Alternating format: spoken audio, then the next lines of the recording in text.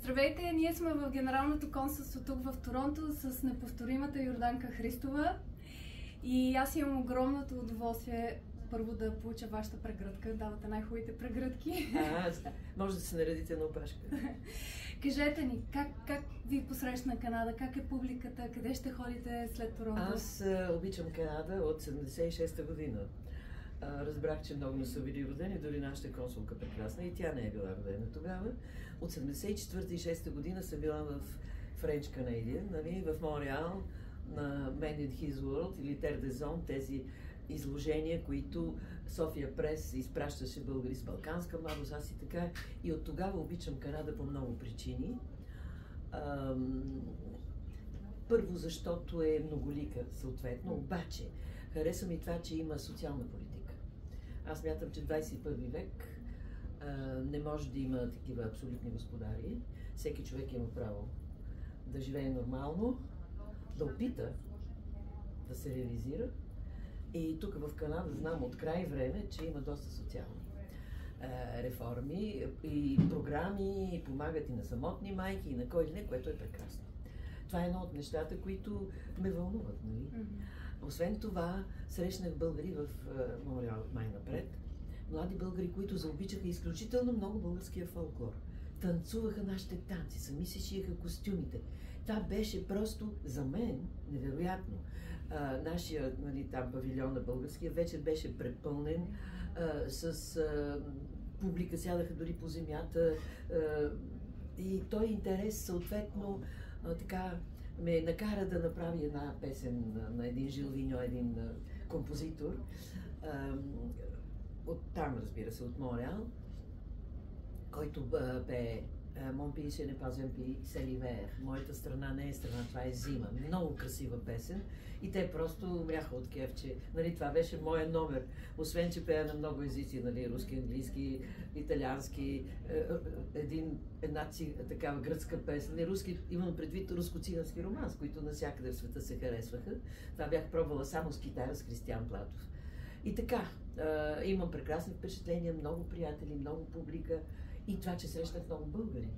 Още тогава се запознах, нали, дойдохме специално тук до Торонто, където изнесохме един концерт в един летен театър, ходихме до Ниагара, Фолс, нали? И бях изключително впечатлена от тези простори, защото ние сме малка страна, нали? Едни улички, тук едни простори изумителни. И точно тогава, представете ли, 74-та година, аз чух за думата екология. Не бях чувала и смисъл и въобще какво означава. На тая огромна страна, с тези езера, с тези гори, говоря за екология, ние какво да кажем. Това е едно. Второ, до 80-та година трябваше да се сменят всичките коли без филтри, за газовете да не цапат природата и така нататък. Тези неща направо как да не може да не ти харесат. Което е мислят за бъдеще, години напред, докато ние някак си, освен че не мислим за сега, не обичаме да гледаме напред и да се стремим така хоризонтен, да само да се отваря, а не да се стеснява. Как ви се струват българите в България и българите извън България? Ами вижте какво, ние си го носим нашето навсякъде. Общо взето, ако не знаете този лав, кога е започнал проблема на българите в Америка, когато е дошъл втория българин, така няма какво да коментирам от тук нататък. Така, факта е, че в Чикаго, нали, защото преди да дойде тук бях там, и има 28 училища, нали се сещате? И едва ли не, всеки се надпреварва, вместо да са обединени и така. Това малко ме дразни, разбирате ли? Аз мисля, че ние сме такава велика нация, с такъв потенциал, с такова минало, с такива изключителни личности, които са дали на света за този прогрес много в началото на какво ли не, и да се джавкаме за глупости. Разбирате ли? Това просто ме възмущава изключително много и апелирам да бъдем по-толерантни един към друг. Все пак ние сме българи на другия свят на света, където състезанието е огромно и трябва ние да се обединим, за да оцелеем и тук, защото ние можем навсякъде.